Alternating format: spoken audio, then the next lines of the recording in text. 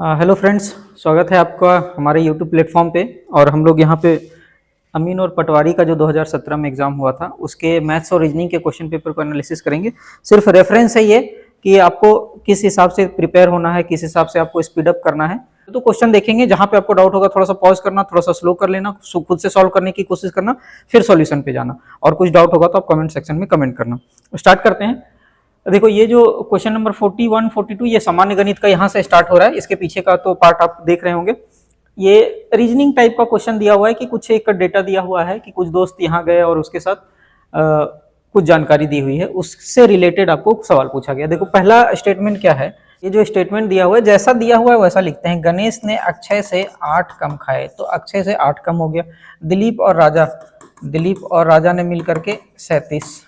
जूली ने दिलीप से 8 ज्यादा खाए, तो जूली जो है वो दिलीप प्लस 8 कर देते हैं। अक्षय ने दिलीप से 5 ज्यादा खाए, दिलीप प्लस 5।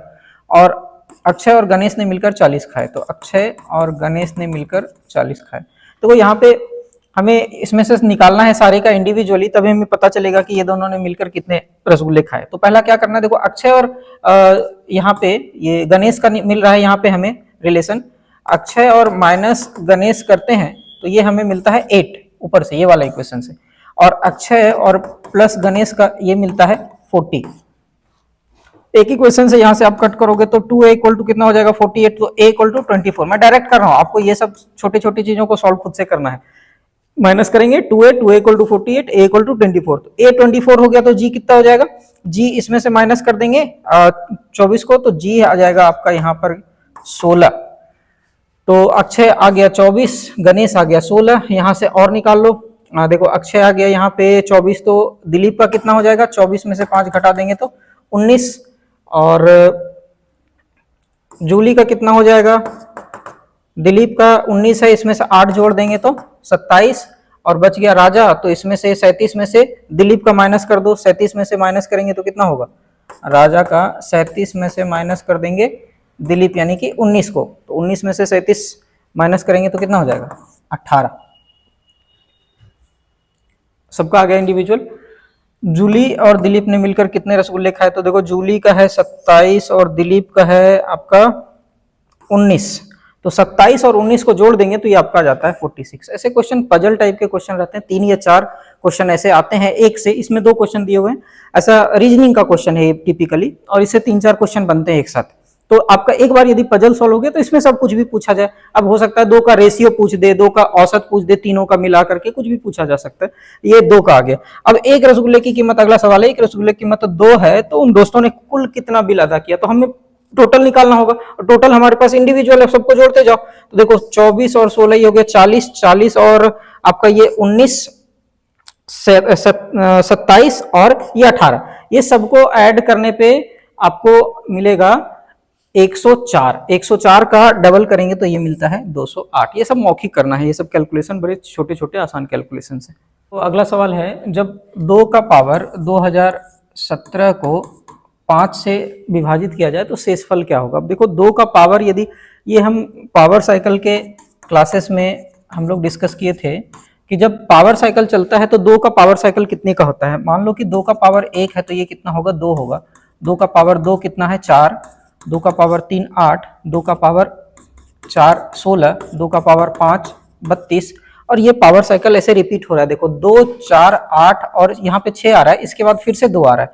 यदि हम 2 का पावर 6 करें तो ये 64 आ गया, यानी फिर से 4 आ रहा है, यानी इसके बाद फिर 8 आएगा। 64 का डबल 128, 2 का पावर 7 128। तो ये पावर साइकिल 4 के साइकिल में रिपीट होता है। हम इसे 4 से सीधा सीधा डिवाइड कर देंगे। जो पावर है 4 हर 4 बार में रिपीट हो रहा है, तो 4 से हम डिवाइड करेंगे किसको, 2017 को। 2017 को डिवाइड करेंगे तो हमारा जो रिमाइंडर है वो 1 आएगा। जो रिमाइंडर आएगा 1, तो 2 का पावर 1 जो है वही हमारा आंसर है, यानी कि पावर साइकिल के हिसाब से हमारा जो शेषफल है वो आएगा 2। चलो अगला सवाल है कि कौन सी संख्या 11 से पूर्णतः विभाजित है। तो डिवीजन का जो डिविजिबिलिटी रूल है उसके हिसाब से ये होता है कि 11 का देखते हैं, ऑल्टरनेट डिजिट्स को ऐड करते हैं। ऑल्टरनेट मतलब एक को छोड़ करके एक को ऐड करते हैं, और उसको उसका जो डिफरेंस है वो या तो 0 होना चाहिए या 11 का मल्टीपल होना चाहिए, तो वो 11 से कटेगा। अब जैसे चेक करते हैं इसको, 2 3 5 6 4 1 ऐसा लिखा हुआ है, तो इसके ऑल्टरनेट प्लेसेस कैसे, 2 और 5 को जोड़ेंगे फिर 4 को जोड़ेंगे, तो 5 और 2 7, 7 4 11 हो गया, और इसको जोड़ेंगे 3 और 6 9, 9 और 1 10, तो 10 में से 11 को घटाएंगे 1, यहाँ पे 0 या 11 का मल्टीपल नहीं आ रहा है, इसका मतलब ये डिविजिबल नहीं है। वैसे इसको चेक करेंगे तो 5 और 2 7, 7 4 11 और 6 4 10 2 12, 11 माइनस 12 करेंगे तो ये आता है -1, ये भी डिविजिबल नहीं होगा। फिर 5 और 3 8, 8 2 10 और इधर से 6 1 7 4 11, 10 में से 11 घटाएंगे फिर से -1 ही नहीं, ये भी डिविजिबल नहीं होगा। ऑटोमेटिकली हमारा आंसर ये होना चाहिए।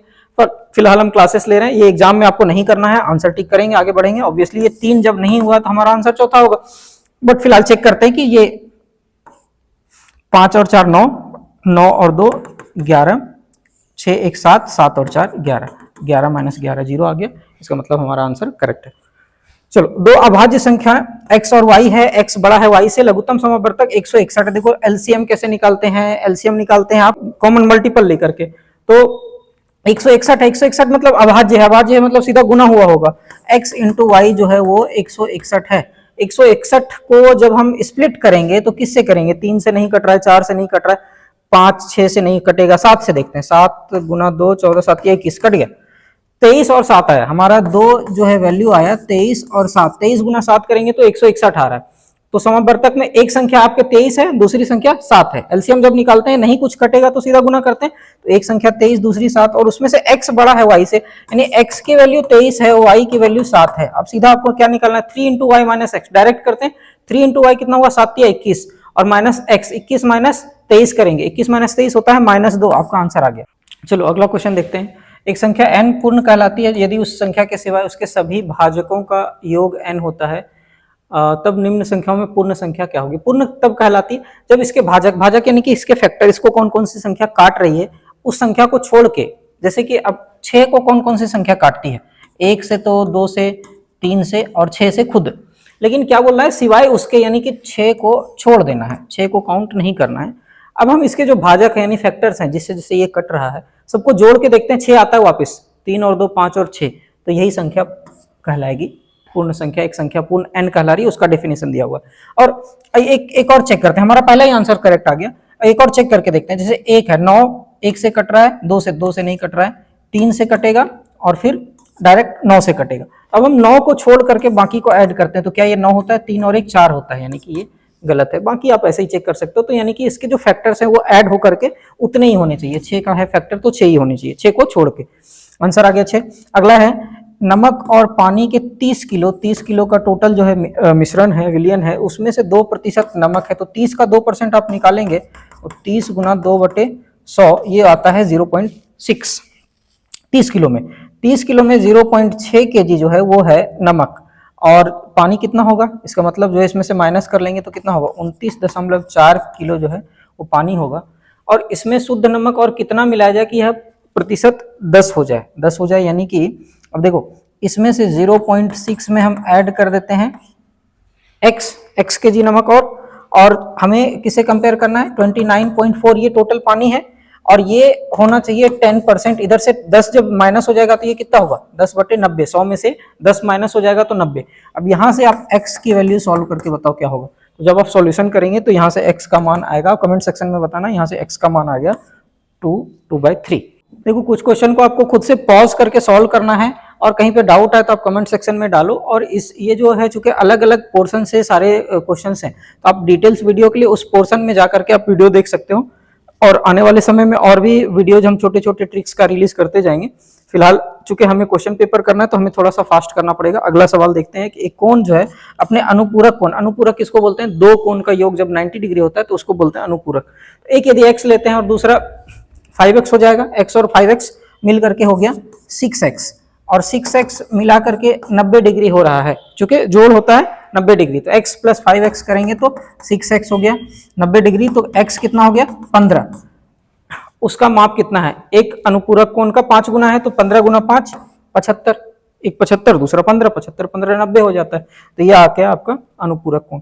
चलो अगला क्वेश्चन देखते हैं कि लंबवृत्तीय शंकु, शंकु क्या होता है, ये जो आपका कोण है इसको शंकु बोलते हैं। इसका जो आधार की त्रिज्या ये r है और ये है इसकी हाइट, तो इसकी ऊंचाई जो है दी हुई है 7 सेंटीमीटर और त्रिज्या 7 सेंटीमीटर, ऊंचाई 24 है। तो शंकु का आयतन क्या होगा, इसका फॉर्मूला आपको पता होना चाहिए, 1/3 पाई आर स्क्वायर एच होता है, जहां पाई की वैल्यू होती है 22/7, 1/3 22/7, और आर की वैल्यू कितनी है, आर है 7 × 7 और ये है ऊंचाई 24, सीधा सीधा है, गुना भाग करना है, काटो कुटो, आंसर आ जाएगा आपका 1232। ये आपका सी ऑप्शन हो गया। कैलकुलेशन फास्ट रहना चाहिए तब फटाफट आप कर पाओगे, तो ये सब कैलकुलेशन वाला पार्ट प्रैक्टिस से आएगा। अगला क्वेश्चन है, एक दुकानदार जब 36 संतरे बेचता है तो उसको 4 संतरे के विक्रय मूल्य के बराबर घाटा हो जाता है, यानी टोटल उसके पास 40 संतरे थे, 4 संतरे के बराबर विक्रय मूल्य का घाटा हो रहा है, तो उसका हानि प्रतिशत कैसे निकालेंगे, 4 संतरे का हानि हो रहा है कितने पे, 40 संतरे पे, और प्रतिशत निकालना है तो 100 से गुना, ये हो गया आपका 10%, ऑप्शन नंबर ए। नेक्स्ट देखते हैं, किसी धनराशि का 4% वार्षिक ब्याज की दर से 2 वर्षों में साधारण चक्रवृद्धि ब्याज का अंतर, नेट परसेंटेज वाला मैंने कई बार क्लास में कराया है, नेट परसेंटेज होता है x + y + xy/100, बहुत ही इफेक्टिव फॉर्मूला है ये।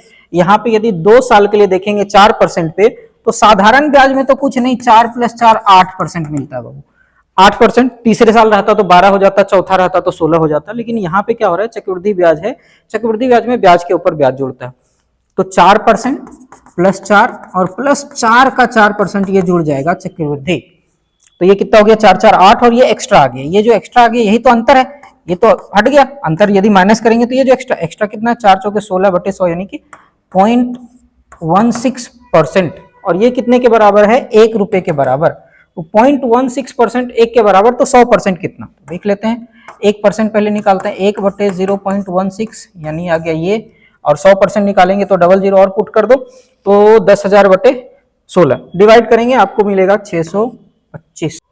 देखो अभी ये फास्ट हो रहा होगा, तो कुछ चीज़ों के लिए हम आगे और क्लासेस में अलग अलग टाइप के क्वेश्चंस कराएंगे, थोड़ा लंबा क्लास, बहुत सारे प्रैक्टिस क्वेश्चन के लिए। अभी चूंकि हम क्वेश्चन पेपर करा रहे हैं इसलिए थोड़ा सा आपको फास्ट होगा, कुछ क्वेश्चन समझ में आपको नहीं आएंगे, बट जितना हो रहा है आप एक बार खुद से ट्राई करो वीडियो को पॉज करके। अगला सवाल देखो, 67 जो है उसका पावर दिया हुआ है 67 + 67, और इसको डिवाइड करना है 68 से, तो बोला जा रहा है कि शेषफल क्या होगा। देखो ये 67 है, इसको लिख सकते हैं 68 × 1 - 1, 68 × 1 - 1 का पावर जो है वो 67 लिखते हैं, +67, ठीक। अब देखो यहाँ से इसको यदि 68 से डिवाइड करेंगे तो ये तो पूरा पूरा कट जाएगा, कितना भी पावर रहे ये तो पूरा पूरा कट जाएगा, और यहाँ से यदि डिवाइड करते हैं और पावर ऑड है, ऑड यानी 67 है, तो हमारा आंसर यहाँ से मिलेगा -1, और 67 में -1 करेंगे तो 66 मिलता है, और 66 को यदि आप डिवाइड करते हैं 68 से तो शेष तो इतना ही आएगा, कटेगा ही, तो हमारा आंसर आ गया 66।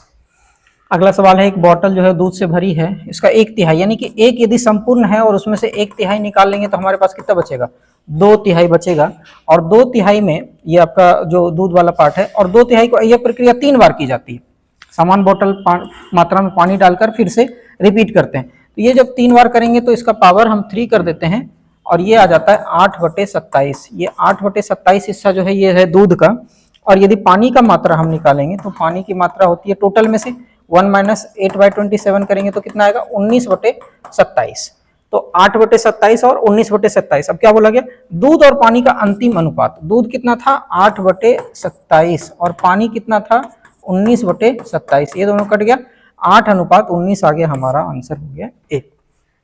अगला सवाल देखते हैं, ये जो है 4 वर्ग दिया हुआ है, और वर्ग के अंदर वर्ग, देखो एक ये वर्ग है, फिर इसके अंदर एक वर्ग, फिर इसके अंदर एक वर्ग, और ये चौथा, तो क्या होता है कि यदि ये हम x मानते हैं, वर्ग की चारों भुजा बराबर होती है, तो इसको यदि हम x मानते हैं तो इससे छोटा वाला हो जाता है x/2, और उससे छोटा वाला करेंगे तो x/4, और उससे छोटा वाला करेंगे तो x/8, यानी हाफ हाफ हाफ हाफ होते जाता है, क्योंकि ये बीच से देखो इसका इतना ही भुजा इसके बराबर, तो x/8 है सबसे छोटा वाला और x है सबसे बड़ा वाला, तो इसका 8वां हिस्सा है, और 8वां हिस्सा प्रतिशत में क्या होता है, 100/8 करेंगे तो कितना आता है, 12.5%, 100 का 8वां हिस्सा 12.5%, तो ये आपका आंसर आ गया 12.5%।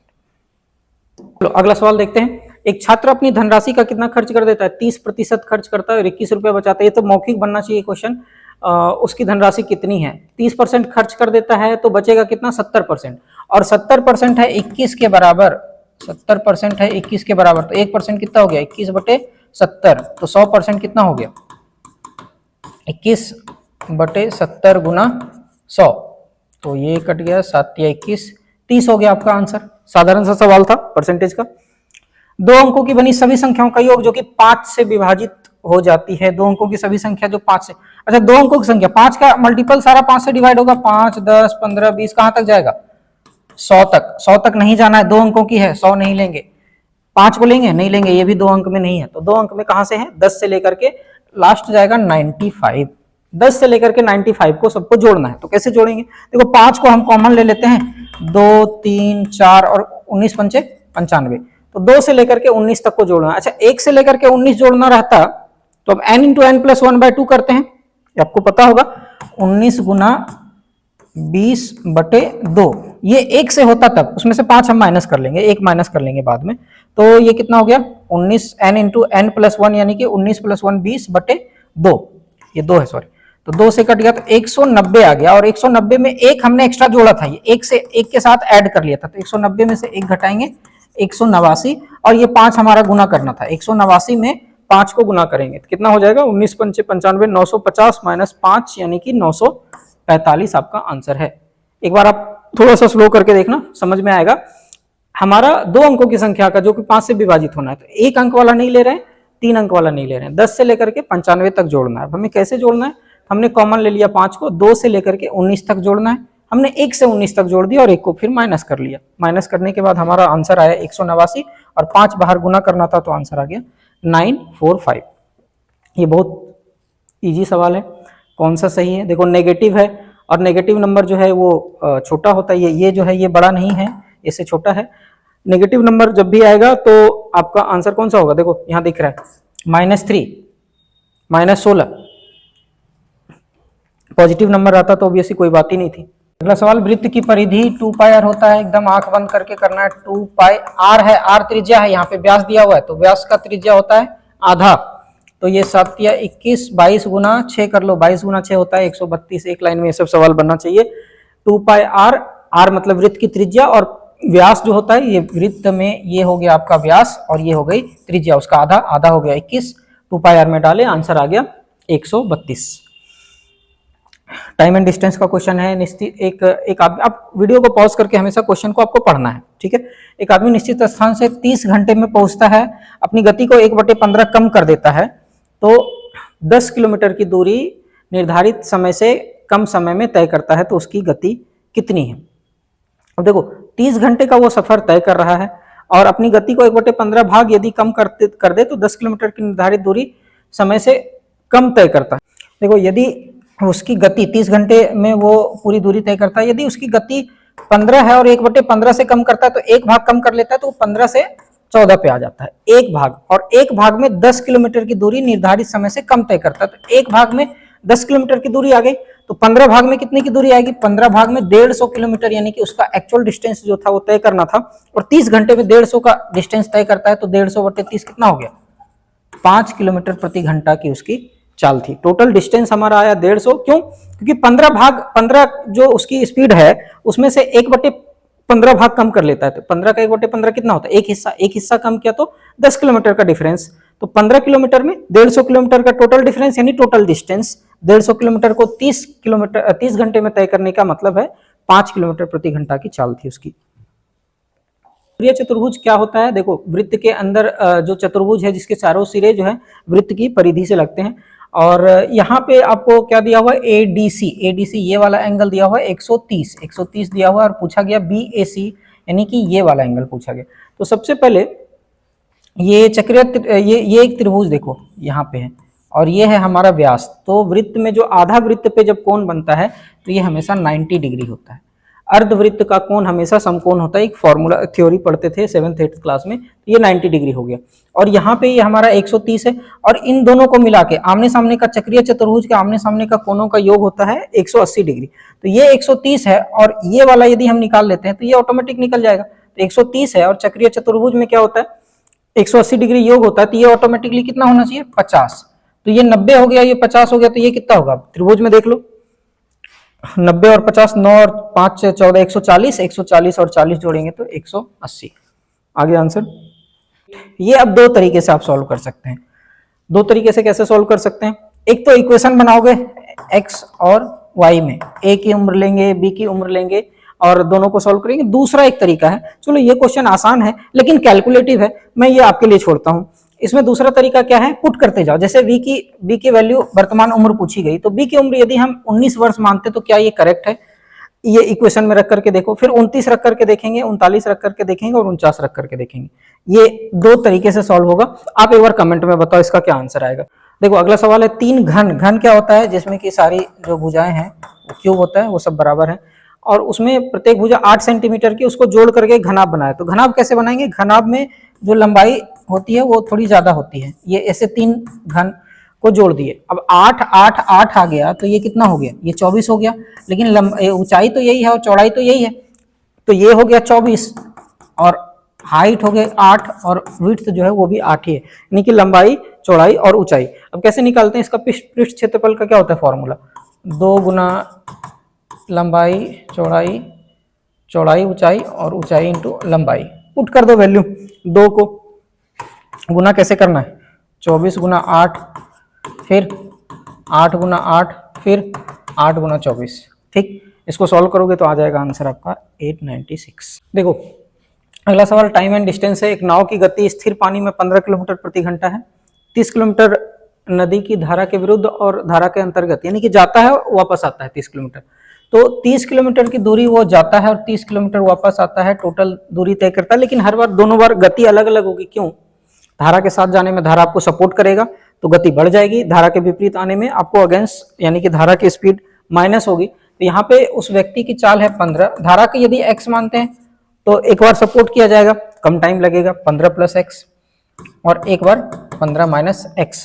व्यक्ति सेम है, नाव, सॉरी व्यक्ति या नाव जो भी लो, बट यहाँ नाव दिया हुआ है। तो 30/15 प्लस x एक बार की जो टाइमिंग है, दूसरी बार 30/15 माइनस x, और दोनों टाइमिंग को मिला करके ये 4.5 घंटा, यानी कि 9/2 घंटा। 4.5 घंटा को 4 घंटा 30 मिनट को क्या लिखते हैं, 9/2। 30 किलोमीटर की दूरी जाने में धारा के साथ ऐड हो जाएगा क्योंकि आपकी स्पीड बढ़ जाएगी। 30 किलोमीटर की दूरी वापस आने में धारा के अपोजिट स्पीड माइनस हो जाएगी। टाइम पहली बार इतना लगा, दूसरी बार इतना लगा, दोनों को मिला करके इतना हुआ। इस इक्वेशन को आपको सॉल्व करना है, x का मान जो होगा वो आपका आंसर होगा। तो आपको, आप जब इसको सॉल्व करोगे तो x की वैल्यू आएगी आपको 5 किलोमीटर प्रति घंटा, ऑप्शन नंबर ए। ठीक है, चलो अगला सवाल है, 10 धनात्मक संख्याओं का औसत जो है वो x है, प्रत्येक संख्या को 10% बढ़ा दिया जाए। इसमें कुछ नहीं दिमाग लगाना है, सीधा सीधा सबको 10% बढ़ा दिया गया, सब बढ़ जाएंगे। 10% सबको बढ़ा दिया गया, कोई एक को नहीं बढ़ाया गया है। औसत पे कोई असर क्या होगा, सीधा सीधा 10% औसत बढ़ जाएगा। यदि 10% घटा देते तो औसत 10% घट जाता। अब देखो ये वाला व्यंजक है, व्यंजक मतलब क्या करना है, इसको ये x माइनस वाई के फॉर्मेट में है और टोटल ऐड करना है। तो आपको देखो 2 का पावर है 1/4, पावर साइकिल इसमें हम लोग देखते हैं a का पावर x इंटू a का पावर y क्या होता है, a का power x plus y, power जुड़ जाता है गुना करने पे यदि आधार समान हो तो। ऐसे केस में पावर घट जाता है डिवाइड करने से, और पावर के ऊपर यदि पावर हो तो ये हमारा हो जाता है मल्टीप्लाई हो जाता है। तो इसको क्या करेंगे, 2 का पावर जो 1/4 है उसको गुना करेंगे यहाँ से, फिर यहाँ से, फिर यहाँ से और फिर यहाँ से, ये 4 मल्टीपल होगा। ये सारी छोटे छोटे चीजें आपके मैं प्रैक्टिस के लिए छोड़ रहा हूँ, मैं आपको सिर्फ एक वे बता रहा हूँ, आपको प्रैक्टिस करके आंसर बताना है। फिर 1 को गुना करेंगे इससे, दूसरा, तीसरा और चौथा, उसके बाद माइनस और प्लस करके जो काटा पीटी होगा तो आपका आंसर आएगा 1। ये सारे डिटेल सॉल्यूशन आपको खुद से करने हैं, कुछ नहीं था इसमें। और जहां जहां पावर रहेगा वहां वहां पावर ऐड अप होगा। जैसे 2 का पावर 1/4 और 2 का पावर 3/4 को जब मैं गुना करूंगा तो ये क्या होगा, 1/4 और 3/4 होता है 4/4, यानी कट जाएगा तो ये सिर्फ 2 होगा, तो इसका 1 2 आया। दूसरा यदि करेंगे यहाँ से 1/4 और 1/2 को ऐड करेंगे तो कितना होगा, उसको लिखना है। फिर तीसरा 1/4 और 1/4 को ऐड करेंगे तो कितना होगा, चौथा 1 से गुना होने से उतना ही हो जाएगा। फिर सेम तरीके से आपको माइनस करना है। तो सारे व्यंजक कटने के बाद आपका आंसर आएगा 1। चलो अगला सवाल देखो, ये पावर अगेन पावर वाले में है 243। 243 होता है 3 का पावर 5, यदि आपको बेसिक्स पावर पता है। और इसका 3 का पावर 5 और इसका 0.13, फिर से ये 3 का पावर 5 और 0.07। ठीक, और नीचे देखो ये सारे 7 के पावर में है, 7 का पावर 0.25, 7 का पावर 2 और इसके ऊपर 0.075। और ये 7 का पावर 3, 7 का पावर 3 होता है 343 और इसका 0.2। देखो ऊपर पावर, ये दोनों अभी मैंने बताया था a का पावर x इंटू a का पावर y गुना हो जाता है a का पावर एक्स वाई, यानी कि ये दोनों गुना होगा तो 3 का कितना पावर हो जाएगा 0.65, और ये इसको यदि गुना करते हैं तो 3 का पावर 0.35 ऊपर का आ गया। नीचे क्या होगा देखो, 7 का पावर 0.25 एज इट इज रहेगा, इन दोनों को गुना करते हैं तो 7 का पावर 0.075 इंटू 2 हो गया 0.15 और ये 7 का कितना पावर हुआ 0.6। अब देखो इसको ऐड करो फिर से, पावर बेस सेम है, पावर पावर ऐड होगा 0.65 और 0.35, 65 पैसा और 35 पैसा 1 रुपया हो जाता है, यानी 3 का पावर 1 आ गया। और नीचे 25 पैसा, 15 पैसा और ये 0.6 यानी 60 पैसा, तो 25 और 15 40, 40 और 60 1, अगेन 100 आ गया, 100 मतलब 1, 7 का पावर 1, 3 का पावर 1 3 ही होगा, 7 का पावर 1 7, 3/7। देखो अगला सवाल है, x का मान क्या होगा, एक ट्रायंगल दिया हुआ है, यहाँ पे 90 डिग्री है, इसका मतलब ये 90 डिग्री है, 90 डिग्री है 12 और 20। अब देखो कुछ ट्रिपलेट्स होते हैं जो आपको याद रखना है, जैसे 12 और 20 यदि ये दिया हुआ है तो हमको ये पहले पता होना चाहिए, तो 20 का स्क्वायर माइनस 12 का स्क्वायर अंडर रूट कर लेते हैं। कौन सा थ्योरम है, पाइथागोरस प्रमेय, पता है ना, कर्ण का स्क्वायर आधार का स्क्वायर प्लस लंब के स्क्वायर के बराबर होता है। तो 20 का स्क्वायर कितना होता है 400 और इसको करेंगे 144 आ गया 256 और इसका रूट आता है 16। तो यहाँ से ये आपका जो पूरा लंबाई है वो 16 है, बट हमें पूछा गया है x। अब सबसे पहले इसमें से फिर से एक ट्रिपलेट देखते हैं, यहाँ से ये 15 है और ये 12 है, तो इसको सबसे पहले निकालते हैं। तो 15 का स्क्वायर माइनस 12 का स्क्वायर करो, 15 का स्क्वायर होता है 225 और 12 का स्क्वायर 144, माइनस करो कितना आएगा, ये आ गया 81 और 81 को जब आप स्क्वायर रूट करेंगे तो ये आता है 9, यानी कि ये वाला वैल्यू जो है ये आपका आ गया 9। टोटल है 16 और इतना तक का वैल्यू 9, तो 16 में से 9 को माइनस करेंगे तो कितना आएगा 7, आ गया आंसर। ABC का औसत, आसान सवाल है। औसत में क्या करते हैं, a प्लस बी प्लस सी जो है औसत 3 से डिवाइड होगा, यानी कि 45 गुना 3 इनका एडिशन। a और b का 40 है तो a प्लस बी कितना हो गया 40 गुना 2 80, 45 गुना 3 कितना होगा 135, और b और c का औसत जो है वो है आपका 43 का डबल करेंगे तो 86। तो b का क्या होगा पूछा गया, देखो b 2 बार आया है, इसमें से ऐड करेंगे तो a plus b plus c plus b, again 2 बार इन दोनों को ऐड करते हैं तो 86 और 80 को जोड़ेंगे 166, और एक बार ABC को माइनस कर देंगे इसमें से, तो 166 में से 135, तो जो b है वो बच जाएगा। 166 में से 135 को माइनस करो कितना आता है 31, आंसर आ गया। अगला सवाल फिर से शंकु, ये होता है शंकु, टेंट के कपड़े से बना है, लंब वृत्तीय शंकु के आकार में है। टेंट के आधार का जो व्यास है, यानी कि ये वाला जो है ये है 42 मीटर। 42 मीटर आधार का व्यास मतलब त्रिज्या कितनी होगी 21 और ऊंचाई कितनी है 28। इस टेंट को तैयार करने में न्यूनतम कपड़ा यानी कि ये जो इसके हाइट का लगा, इधर लगा स्लैंट हाइट, इसको बोलते हैं वक्र पृष्ठ क्षेत्रफल, जो कि होता है पाई आर एल। एल किसको बोलते हैं, ये वाला जो हाइट, ये वाला स्लैंट हाइट, ठीक। तो पाई हो गया 22/7, आर हमको दिया हुआ है 21, लेकिन ये वाला नहीं पता, ये 28 तो ऊंचाई है और ये आधार की त्रिज्या है, तो क्या होता है ये फिर से ये समकोण त्रिभुज, और समकोण त्रिभुज में लगाते हैं पाइथागोरस थ्योरम। पाइथागोरस थ्योरम क्या बोलता है, √21 का स्क्वायर प्लस 28 का स्क्वायर। अब ये आपको सॉल्व करना है, 22/7 पाई की वैल्यू, आर की वैल्यू 21 और 21 का स्क्वायर 28 का स्क्वायर, इसको निकालने के लिए हम कर रहे हैं अंडर रूट। जब इसको निकालेंगे तो कितना आएगा, ये आएगा 1225 यानी 35 आ जाता है, 22/7 गुना 21 गुना 35 आएगा, और इसको जब हम कट करके आंसर लाएंगे तो आपका आंसर हो जाएगा 2310 मीटर स्क्वायर, आपका आंसर है सी। अगला सवाल है 5.2 20 किलोग्राम का कितना परसेंट है, ये तो बहुत आसान सवाल है। 5.2 जो है 20 का कितना परसेंट है, 5/2/20 गुना 100 कर देंगे तो कितना आ गया 20 पंचे 100, 5 पचे 25 और 2 पंचे 10, यानी कि 25 और 1 आ गया 26%। ये साधारण सा सवाल था। चलो रीजनिंग आ गया, मानसिक योग्यता, इसमें ये आपको और तेजी से करना है, फास्ट है, थोड़ा सा दिमाग लगाओ आ जाएगा आंसर। पहला सवाल है 1 बजे और 2 बजे के बीच कब मिनट की सुई और घंटे की सुई एक सरल रेखा में, सरल रेखा मतलब क्या, स्ट्रेट लाइन, तो 1 और 2 घड़ी में 1 और 2 के बीच स्ट्रेट कब बनता है, ये वाला जो सिचुएशन बनता है, 1 यहाँ पे है और 2 यहाँ पे, लेकिन मिनट की सुई इधर आएगी, तो ये वाला लगभग आप देखो 1.5 से थोड़ा सा ज्यादा, 1:30 से थोड़ा सा ज्यादा, इसमें से कौन सा ऑप्शन दिख रहा है? 1:38। इसका जो डिटेल्स है वो मैं क्लॉक के वीडियो में बताऊंगा। चलो अगला सवाल क्या है? वेन आरेख, वेन डायग्राम इसको बोलते हैं। वेन डायग्राम में आसान सा सवाल है, किसी यदि त्रिभुज गरीब को, वृत्त परिवार को और वर्ग जो है अमीर को दर्शाता है, तो छायांकित भाग यानी कि ये वाला जो शेडेड पार्ट है, ये देखो त्रिभुज और वृत्त का जो कॉमन पार्ट है वो दिख रहा है। त्रिभुज का पार्ट, त्रिभुज किसको दर्शाता है? गरीब को, और वृत्त परिवार को, तो क्या हो जाएगा? ये वाला पार्ट गरीब परिवार। गरीब परिवार ऑप्शन में आपका ऑप्शन डी। त्रिभुजों की कुल संख्या कितनी है? गिनना है इसमें साधारण सा, पहले सिंगल वाला गिनेंगे, 1 2 3 4, ठीक। फिर क्या होगा? 5 6 7 8, 8 तो ऐसे हो गए। उसके बाद ये वाला एक देखो ट्रायंगल, फिर एक ये वाला ट्रायंगल 9 10, फिर ये हो गया 11 और ये हो गया 12, और दिख रहा है? और कोई कॉम्बिनेशन नहीं बन रहा है। 12 ट्रायंगल आगे आंसर।